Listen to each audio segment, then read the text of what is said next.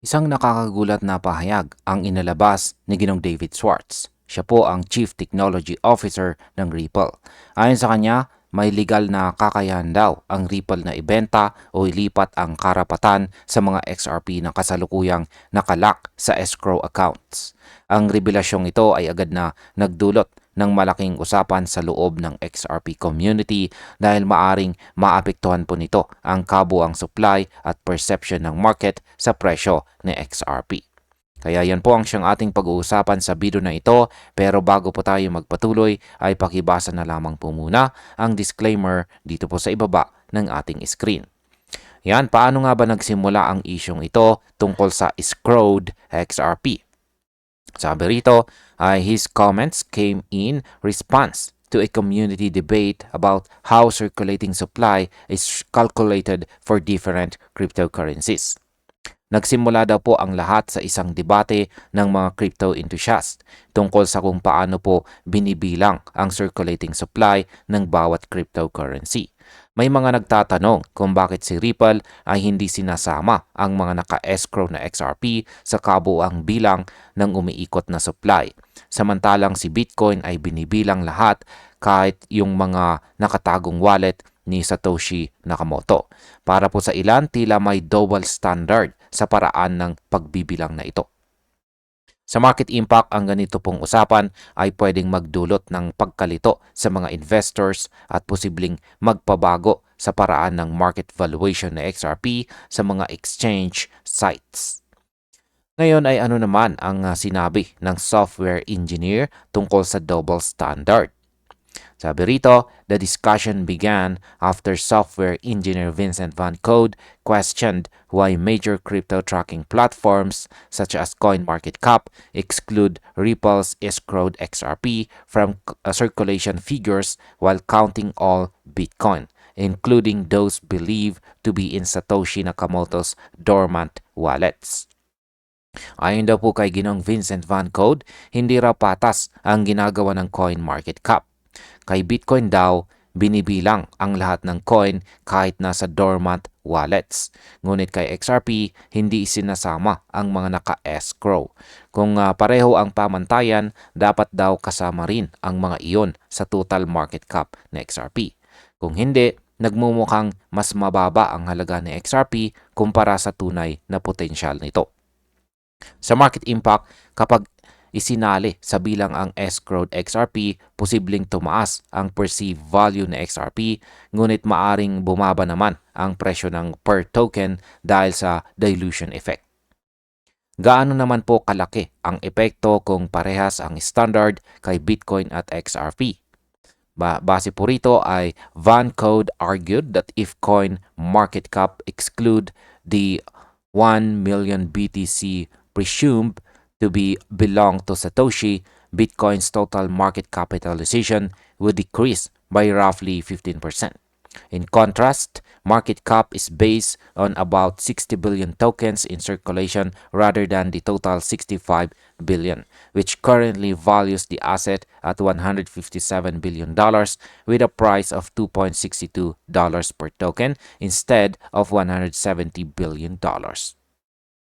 Yan, pinaliwanag po ni Ginong Van Code kung aalisin ang 1 milyong BTC na pinaniniwala ang pagmamay-ari ni Ginong Satoshi, bababa po ang market cap ni Bitcoin ng halos 15%. Sa kabilang banda, sa XRP ay may 65 billion total supply, ngunit 60 billion lang ang binibilang na circulating. Dahil dito ang market cap po ni XRP ay nasa $157 billion imbes na $170 billion. Ang market impact po nito ay ang ganitong pagkakaiba sa computation ay nakakaapekto sa pananaw ng mga investors, lalo na sa mga gumagamit ng market cap bilang basihan ng kanilang investment decision. Ngayon ay maaari bang ilabas ni Ripple ang mga escrowed XRP bago ang schedule? Sabi rito, another participant responded that Bitcoin's figures include all mined coins because theoretically they can be sold at any time. This raised the question of whether Ripple's escrowed XRP could be treated the same way if Ripple could liquidate those holdings before their scheduled release dates. Yan, may nagtanong daw po kung pwedeng ituring pareho ang Bitcoin at XRP dahil pareho naman silang may hawak na hindi gumagalaw na coins. Dito po pumasok ang tanong, kaya bang ibenta ni Ripple ang mga naka-escrow na XRP bago ito ma-release? Ang tanong na ito ang naging dahilan kung bakit napilitang magpaliwanag si Ginong David Schwartz. Sa market impact, kapag napatunayang maaari itong gawin, maaaring magkaroon po ng takot sa market dahil pwedeng magdulot ito ng oversupply kung sabay-sabay maibenta ang rights sa mga escrow. Ano ang kinumpirma ni Ginong David Schwartz tungkol sa legal rights ni Ripple? Sabi rito, addressing the issue, Schwartz confirmed that Ripple can sell or assign the rights to receive XRP that is currently locked in escrow. He clarified, however, that the XRP tokens themselves cannot be accessed or enter circulation until the monthly release schedule allows it. Yan po, nilinaw po ni Ginong Schwartz dito. Yan na legal para kay Ripple na ibenta or ipasa ang karapatan sa pagtanggap ng XRP mula sa escrow. Gayunpaman, hindi pa rin pwedeng ilabas or gamitin agad ang mga XRP token na iyon hanggat hindi sila umaabot sa kanilang release schedule.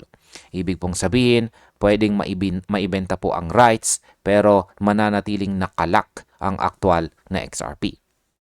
Sa market impact, ang ganito pong flexibility ay maaring magbigay ng karagdagang liquidity sa Ripple. Kahit hindi pa nailalabas ang token, ngunit maaari ring magdulot ng speculation sa market.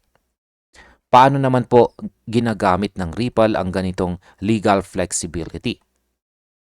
Sabi po rito ay according to Schwartz, Ripple could sell the accounts linked to future escrow releases or the contractual rights to those tokens, but such transactions would not immediately affect XRP's circulating supply.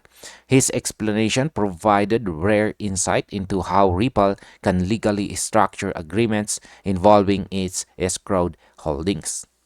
Ayon po ulit kay Ginong Schwartz, maaaring ibenta ng Ripple ang mga escrow accounts or kontrata na naglalaman ng karapatan sa mga susunod na XRP releases.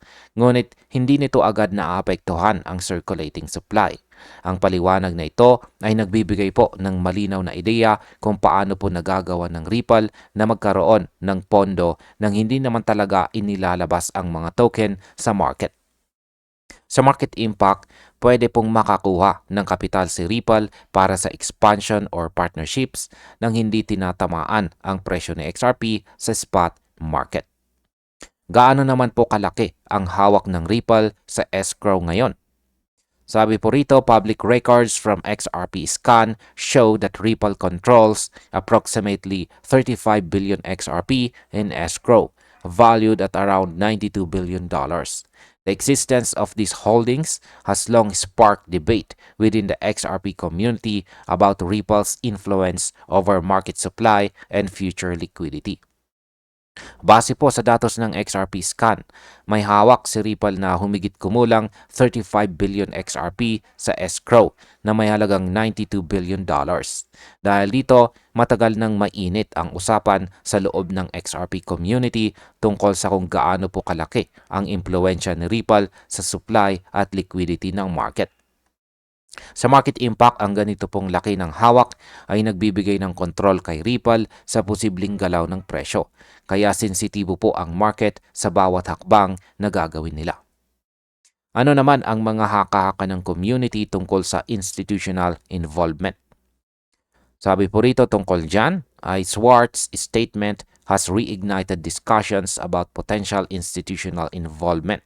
Some community analysts have speculated that Ripple may already have agreements in place to sell or allocate rights to parts of its escrow, particularly to major financial institutions.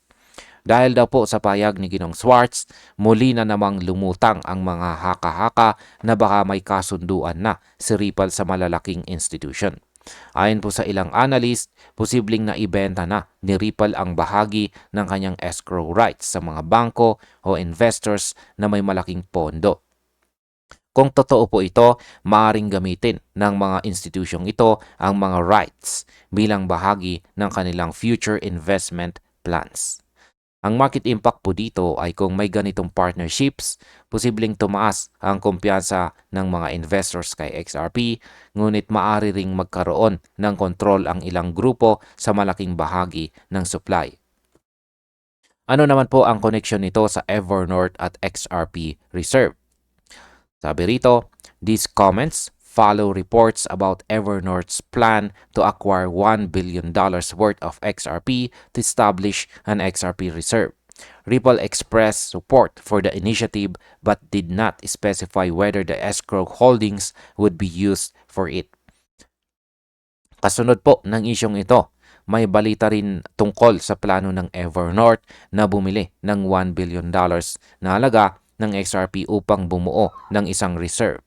Sinusuportahan daw ng Ripple ang inisyatibong ito, ngunit hindi nila nilinaw kung gagamitin dito ang escrowed XRP. Dahil po dito, marami ang nagdududa na baka bahagi na ng escrow rights ang ibinenta para sa project. Sa market impact, kapag nakumpirma po ito, pwedeng magdulot ng short-term price boost kay XRP dahil makikita itong sinusuportahan ng malalaking institution. Ano naman ang ibig sabihin ng lahat ng ito para sa hinarap na XRP?